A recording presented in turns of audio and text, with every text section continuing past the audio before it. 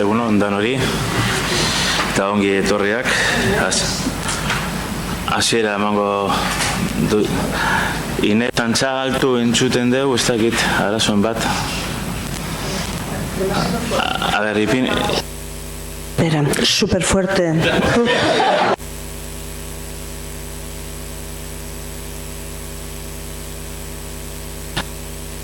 A ver, Inés, improvisu, isu berba. Alicia, beto? Bai, dino, beto.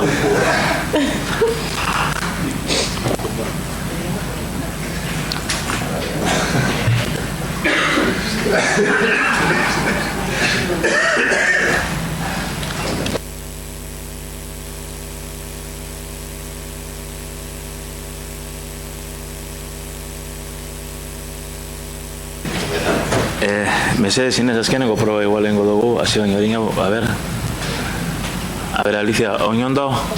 Bai, dino, oso ondo dino, eskerrik asko, Inés.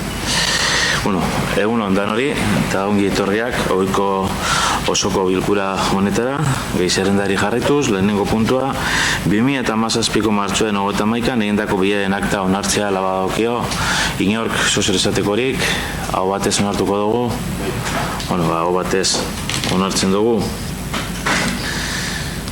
Bigarren puntua, EAJ-PNV taldeko informazio batzorde kide berri izendapenen berri ematea. Hau da, zinegotzi aldaketaren ondorioz, orduen udalbatzari izan berazako, zinegotzi berria ze komisionetan dagoen. Beraz, hasiko naz, Luciano Martínez Iglesias jauna, gizarte ekintzako informazio batzordeko ordezkoa da, ekonomi, ogasun eta ondareko informazio batzordeko kidea da, kultura eta kiroletako informazio batzordeko presidentea da, langileria, antolakuntza eta barne euridian informazioko batzordeko ordezkoa da, berdintasun informazio batzordeko kidea da, eta azkenez kontuen batzorde berezikoa be kidea da. Hirugarren puntura joko dugu. 2017ko martxoaren 8ko eskontza zibilak eskuordetzeko 287 zenbakidun alkatetza dekretua. Dekretuak ondokoa dino. Toki araubidaren oinarriak alutzen dituen legearen 21 eta 3 artikului eta udal araudi organikoaren 76 artikulu lotuta kode zibilaren 51 artikuluak eta toki erakundeen antolaketa, jarduera eta erregimen juridikoari buruzko arauaren 54 artikuluak ematen dizkidaten eskuduntzez baliaturik ondoroko erabakia hartu dut. Lehenengoa, Leire Ugarte Arrieta Jauregi, Amabite Etxanoko udaleko Zinegotzi Andre esku ustea, Jon Ibaibarriaga Contreras eta Maite Zenarrozabitia Longarai eskontzeko. Eskontza hau martxoaren 11an izan zen. Bigarrenez, Alexander Gaztelu Ortuzar eta Begoña Bernal Vicente arteko eskuntza eta hau ekainaren 17an izango da. Bigarrena, Izaskun Oianguren Ureta, Amorite Etxanoko udaleko Zinegotzi Andreen esku, ustea ondorengo eskontza, Iker Ormaetxeko Beaga eta Ione Zabala Artetxe. Hau apirilaren batean izan zen. Hirugarrenez, Itxaso Berrojalbi Zabala, Amorite Etxanoko udaleko Zinegotzi Andreen esku ustea, Iker Azurmendi Aldana eta Garazi Goikotxea Arantzeta, hau maiatzaren 13an izan zen. Laugarrenez, Ander Uriarte Pujana, Amorite Etxanoko udaleko Zinegotzi jaunaren esku ustea, Asier Arenal Bilbao eta Soraya Txakon Ramos. Eskontza hau maiatzaren 27an izango da. Bosgarrenez, Estibalit Martiartu Crespo, Amorite Etxanoko udaleko Zinegotzi Andreen esku ustea, Alberto García Sánchez eta Isabel Gallo Caperos. Arteko eskontza hau maiatzaren 27an izango da. Seigarrena, Iker Basagoiti Larruzea, Amorite Etxanoko udaleko Zinegotzi jaunaren esku ustea, Ekain Perez Ugarte eta Janire Etxano Jauregi Mendizabal. Hau ekainaren 3an izango da. Zazpigarrenez, Xavier Irakuliz Agirre, Amorite Etxanoko udaleko Zinegotzi jauna, Endika del Blanco Velasco eta Gemma Valienten eskontza ekainaren 17an izango dana. Erabaki hau berri emoten du udalbatza honeri eta jarraian Bizkaiko aldizkari ofizialien argitaratuko da. Bale?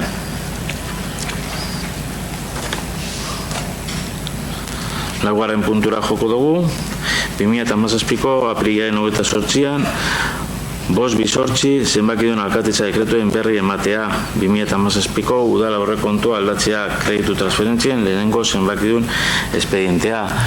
Gaienari buruz, ogasun batzordean eman zaren kontu, inork, zer esatekorik, aurrera jarraituko dugu. 5. puntua, 2017ko udal aurrekontu gastu eta sarreren gauzatzearen eta 2017ko lehenengo hirulabeteko altxortegiko mugimenduen eta egoeraren berri ematea. Eta baita, ordainketa epeak betetzearen inguruko hiruhileko txostenaren berri ematea.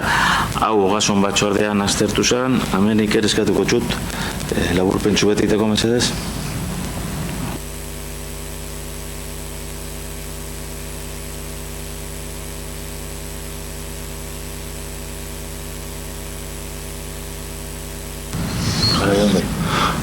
Egunon, naiz eta maiatzak 26 izen, honek dakarrena da martxoak 31 arteko aurrekontuen diru sarreren eta gastuen jekusinua.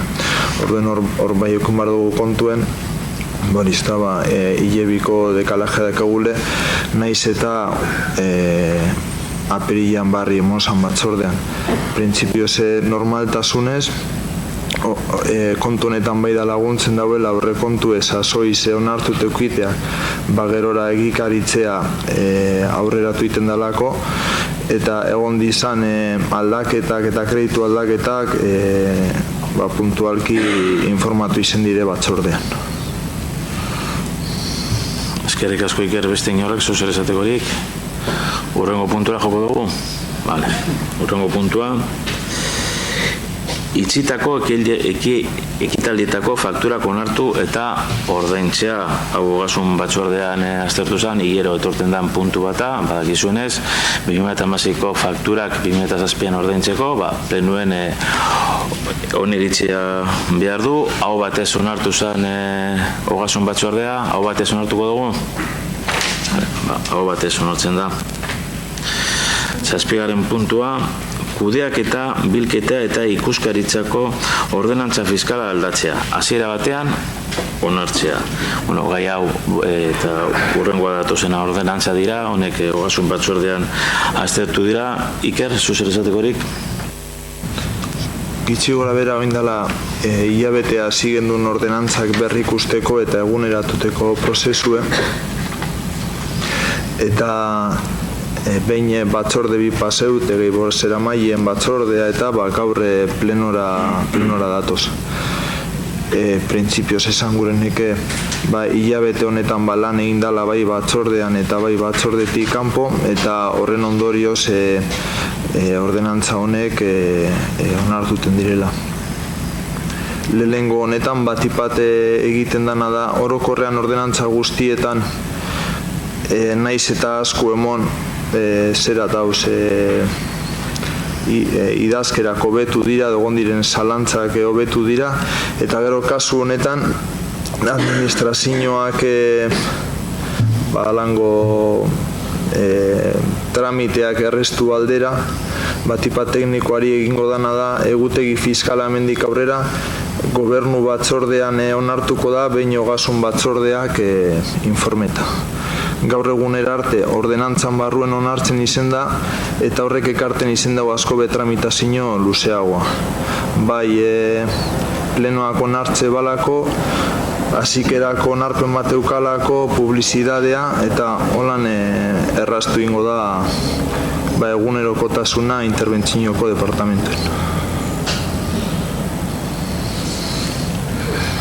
Eskerrik asko Iker, inork zuzer esatekorik. Ogasun batzordean hau batez onartu zen, hau batez onartzen dugu? Hau batez onartzen da. 8. puntura joko dugu, trakzio mekanikoko ibilgailuen gaineko zerga arautzen duen ordenantza fiskala aldatzea hasiera batean onartzea, Iker? Urrungo hilure bapure zentzu berean, ezta? Bai ibilgailuena, jarduera ekonomikoena eta lurzoru erabiltana batipat dire aldaketa hori erredaziokoak edo teknikoak zertu da bezanak proposatu eta arrazoitu da bezanak. zortzigarren hau batez onartu zen, inor esatekorik, edo hau batez onartuko dugu? Hau batez onartzen dugu? Hau batez onartzen dugu, zortzigarren puntua. Bederatzigarren puntua joko dugu, ekonomi jardueren gaineko zer garautzen duen ordenantza fiskala hasiera batean onartzea. Hau batez onartu zen duen, hau batez onartuko dugu? Hau batez onartzen dugu bederatzigarren puntua. 10. puntua, udal jabari publikoen erabilera pribatibo edo aprobetxamendu bereziagaitik ordaindu beharreko tasak arautzen duen ordenantza fiskala aldatzea hasiera batean onartzea. Hau Beikerrek azaldu duen moduen, uste dut ogasun batzordean hau batez onartu zala, hau batez onartzen dugu, inoz oso esatekorik, onartuta joko dugu. 11. puntura joko dugu, zerbitzuak eman edo administrazio jarduerak burutzeagitiko tasak arautzen duen ordenantza fiskala aldatzea hasiera batean onartzea. Iker? Kasu honetan, hainbeste naiz eta ordenantza bakarra izen, hainbeste atal aldatzen dire, 7 atal aldatzen dire. Kasu honetan penaz geratu naz, toin esango dut, balan jaurrungorako jalana deko. Ordenantza hau aprube zatitutea, ez da oso normala, atik hasi eta ez erarteko epigrafeak ekuitea ordenantza berean. Gerora datorren urterako edo bera aprube zatitzea eta aprubete hobeto ordenetea aztertu beharko da. Bestela egiten dana da alde bateri aprube tramitezko gauzak ikusi derena departamentuen beharrezkoa ziena bai erigintzan eta bai interbentzioan, demagon apure zehaztasun txiki batzuk lizentzien redazioan eta edo hilerriko tasen barruen zinkezko kaja bera bakarrik erosia lizetea eta beste zerbitzuek ordaindu barik, eta gero proposatuten dana da bai ur hornidura eta sanamenduko tasak martxoko IPC-an arabera eguneratutea. Hau da aldaketarik handiena, kasu bietan eguneraketa bat proposatuten da, 2,3koa. Europar direktibat inon lez entidadeak egin behar dabe uraren zikloa dekozan kostuek errekuperatze aldera, eta badakigu kasu honetan IPC honegaz ez dugule lortzen bide horretan salto handirik, baina behintzete bidean guazela erakutsi egiten da, ezta? Eta hau da proposatuten dana lerro nagusietan. Eskerrik asko Iker, bai, Urgok eta bai alba, Urko, zure ditza.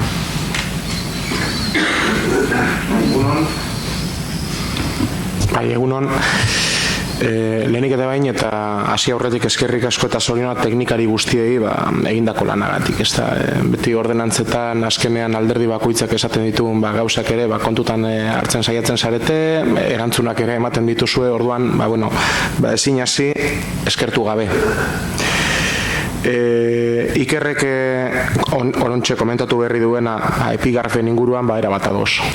Erabat ados ea kapasagaren guztion artean gerora begira ez bakarri guretzat baizik eta ondoren etorriko diren agintaldietarako bebai gauzak apur bat errestea edo bentsat simplifikatzea. Eta puntu honi ekinez batzordean gai hau eztabaidatu zenean abstenitu egin ginen. Bai hasierako bileran eta baita diktaminatzeko bileran ere, eta abstentzio ere bozeramaile batzordera eraman genuen. Komentatu genuen nola honen inguruan hausnarketa bat behar genuen. Eta gaiari behar zuen arreta eta gogo eta sakonak egin ondoren eseskoa bozkatzea erabaki dugu, baina zergatia azaldu beharrean gaude. Arazoa ez da teknikoa, hau da, ez da kontsumorako prezio indizearen arabera igotzea edo ez igotzea. Azkenean ehuneko jakin batzu dira eta zornotzar bakoitzari bere moduan eragingo dio, batzuei beste batzuei baino okerrago. Baina arazoa honakoa da. Europar Batasunetik zerbitzuek kostuak eta sarrerak gutxienez berdintzera eta autososten gautak izatera behartu nahi gaituzte. Guk horrela ikusten du, horrelako direktrizek, horrelako direktibek honetara garamatzate. Eta gainera, beti jartzen dute bigarren buelta bat, hau da, ez baldin baduzu betetzen, agian beste abantai hauek ere ez dituzu izango. Honako hau mehatxu bat da, izkutupeko mehatxu bat da. Eta ez dugu uste, behintzat, espiritu europeista hori zabaldu nahi baldin bada, mehatxuan oinarritutako espiritu europeista bat izan behar denik. Batasunak honako ongizateari dagozkion gaiekin ere egiten badu, zer egingo dugu? Baiezko esango dugu baita? Demagun, horrelako zerbait esaten duela, Bruselak berdin dio ongizateren inguruko ze gai den. Baiezkoa esango dugu. Eta ongizatetik geratzen den apurra desmantelatuko dugu Europatik ala esaten bada. Aspalditik gabiltzak ejatzen, ez da? Ongizate estatuaren desmantelamentu bat egondala azkenengo urteotan. Horretara joango gara Europatik esaten baldin badigute? Guk dakigunik badago beste zerbitzu defizitarioren bat, baina inork ere ez du planteatzen momentu honetan kentzerik Europa mailan, ez da nazioarte mailan. Parisen, Bruselan edo Manchesterren segurtasunak suposatzen duen kostua defizit bihurtuta norbaitek kenduko luke? Ez dugu uste. Beste gauza bat da, segurtasun indarrekiko norberak izan dezakeen apetentzia, preferentzia eta abar, baina inor ere ez da planteatzen eta berez zerbitzu horiek gastuak suposatzen dituzte sarrerak baino. Hemen esaten baldin badigute udaltzaingoak autosostengatuak izan behar direla, izunez beteko dugu zornotza. Ja berez zornotzarrak nahiko kejatzen dira, ezta? Orduan gehitxo kejatuko lirateke. Kontu ez da hori. Eta kuriosua da, jentearen beharrizanak ukitzea, saneamendua eta ura kasu honetan, beharrizanak dira, gure gizartearentzat, eta ez beste batzuk. Eta gero, komentatuko da, azkenean Europako hauteskundetan abstentzio handia dagola, jenteak urrun daukala Europa, oloko gauzekin gero eta urrunago izango dugu Europa guztiok. Zespai da, guk bintzat modu identitarioan errekonozitu nahiko genukeen Europa.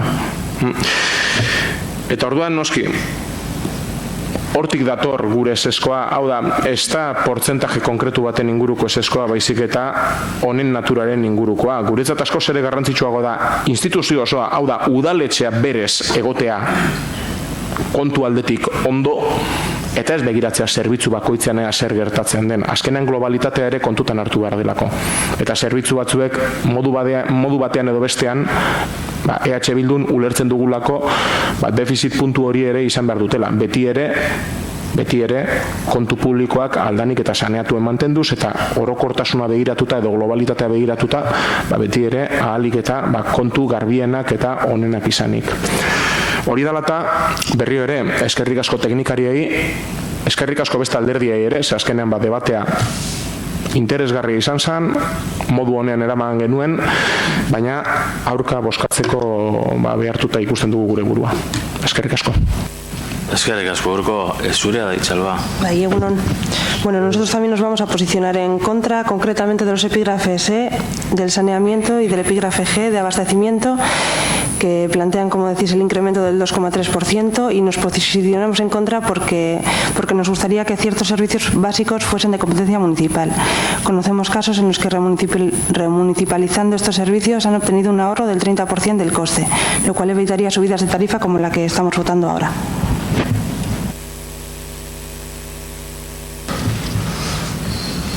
Iker, zurea da Itxa. A ver, digo, esan duzuena, remunicipalizar, hori ze ikusi deko honetan, eta ze eragin realdeko. Ez que esango, ezkona gatoz, eta zerratu itenaz, ze batzordean da gauza bat, eta ona gatoz taia da beste bat. Eta zereik edan antzerki bat, eta mendator bakoitza bere zera emoten, ez da? Defizite esan jatzu ezen badan. 130 horregaz, benetan uste dozue defizite zertuten dela, kentzen dela? Benetan uste dozue? Hori izta serio hori planteetea. Planteo alde batetik esatea. Guk ez dugu uste dugu zerbitzuen behar dela, alan, holan, bestelan. Planteetea, 130 horregaz defizita hau eta petan dela, uste dut ez dela serio. Gero urko zuk esan duzune, eureteki ez alango legedi berezi dauren gainean, hemen uren erabilpena eta jagoteko hainbesteko arau eta Euskadin zeretik kanpora, Europakoa baino zorrotzabak esan degun, tasa berezi badekogu, baina izen bardan edo ez beste zerbitzuen moduen eta honek eukin bardauen zera defizit puntu bat edo zenbat izan aldan hau bezkau da dauena, ez da? Esan gurot, honetan sartzen dire eta ez beste baten. Hori da, esateko dekoen. Bai, Alba, zure daitza. Bai, ez dugu zertan asarratu behar, baina gu batzordean abstenitu egin gara, ze jasotzen dugu hause, dela el estudio de los costes, oso ona lan eginda teknikarien aldetik, eta aztertu beharreko denbora behar dugu. Osa, nik ezin dut, karo, abstenitzen naz batzordetan, ze nik ezin dut hau dana aztertu egun baten eta baietza dozeskoa eman, eta taldearekin beba hitz egin behar dut. Hori da gure posizio. Urko, zure daitza. Gu ez gara sarratuko, hori hasteko. Komentatzagatik, aipatzen dozu zelan dauzen legeriak batzuk zorrotzagoak hemen bertan baina, hala ere, komentau dozu, Europatik hortik tiratu dauela, horrek ez dau esan gure onartu behar dugunik edo konforme egon behar dugunik. Hau da, honetan gure diskonformidadea maiganean jarri nahi dugu.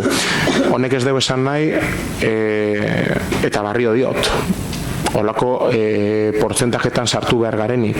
Baizik eta, hori da, behintzat guk momentu honetan daukagun postura. Ez hobeago ez okerragoa da, EH Bilduren postura. Momentuz EH Bilduk ere horrela ikusten duelako. Eskerrik asko. Eskerrik asko urko, ikesos esateko erik. Ez nik argitzea, bote baldo zue baiet, ez abstenidu, zurien ez da egitalba da, danet, ustot ez dala zilegi gaur esatea, ez danean egi eta ganera, berba horrekaz, uste izan dela, conocemos casos que remunicipalizando, conocemos casos, baina eske, 130 hori bajatuko bazendu bai gastu korrientean, dauen gapa urean eta saneamentuen urrin geratuko litzateke.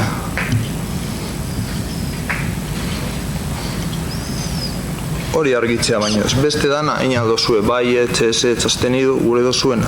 Hori argitzea eta esan alko zala batzordan.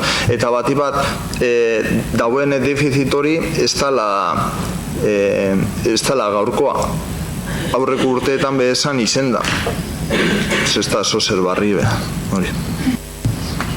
Bukatu txate engo dugu eta buskatu dugu. Bale? Ez honen.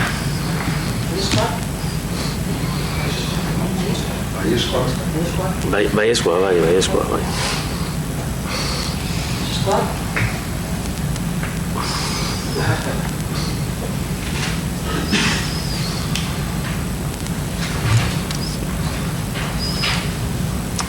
Amabigarren puntura joko dugu. UE 11 Zerpin Salta Hirilur Industrialdeko egikaritze unitateko P1 partzelaren hiri antenamendurako plan berezia behin betiko onartzea.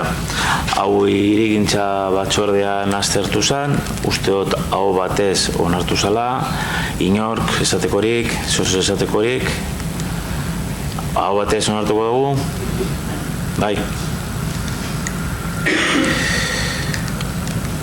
13. puntura joko dugu. Zapur Betarraneko SZRVL -lau partzelaren zetasun azterlanaren behin betiko onartzea.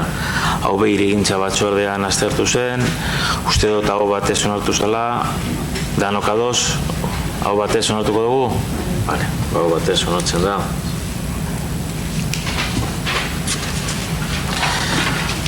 14. puntua, Amoreite Etxanon hildakoen aldeko agur edo omenaldi zibilak egiteko ordenantza hasiera batean onartzea.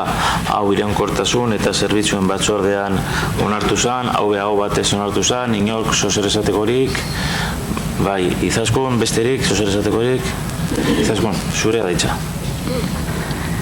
Bueno, orain dela hilabete batzuk EH Bilduk udalbatza honetara ekarritako zamenaren fruitua da ordenantza hau. Eta, eskerrak emon nahi doguz, arautegia aurrera eramateko hartutako erabakiagaitik eta testuaren lanketan parte hartu daben batzordekide eta teknikari guztiek, ezta? Uste dugulako gure herritarren askatasun ideologiko, religioso eta kulturala bermatzeko aurrerapasu garrantzitsua dela ordenantza hau, eta besterik ez, eskerrak ematea. Eskerrik asko Izaskun, orduen hau batez onartuko dugu, hau batez onartzen da.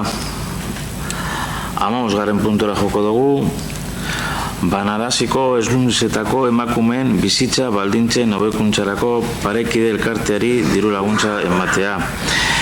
Puntu hau berdintasun batzordean onartu zen, uste dut hau batez onartu zala.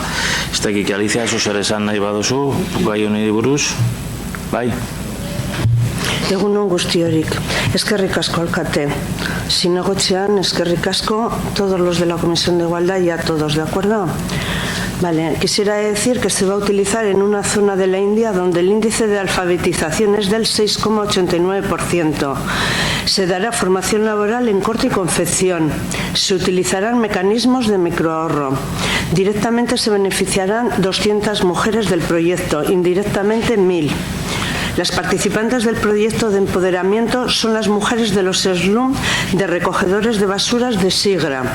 Y el total del proyecto asciende a 11.617,33 euros. Me parece muy interesante y quiero agradecer de nuevo la colaboración de todos, ¿vale? Eskerrik asko. Bai, Alicia, eskerrik asko zuri, beste norek zuzer esatekorik. Hau batez onartuta, hurrengo puntura joko dugu, eskariak eta galderak. Eskariak eta galderak, ez dago eskaririk, ez dago galderarik. Bai, Izaskun, parkatu, ez dutxut ikusi, Bai, urteaz izanetik 3 izan dira gure herrian kotxeak harrapatutako txirrindulariak, ez da? Azkena orain dela arainun gertatu zen, ez da? Iuntzean. Eta, martxan dago Setxanako bidegorria eta Larrako bidegorriaren azterlana, ez da? Eta badakigu erdigunean bizikletari espazio emoteko asmoa egon badagola, ez da? Baina, ikusita azkenengo hietan gertatutakoak, uste dugu lehentasunezko kontua dela hau eta luzaitu nahi dugu eskaera, baliketarinen kontu hori heltzeko, ez da? Besterik ez.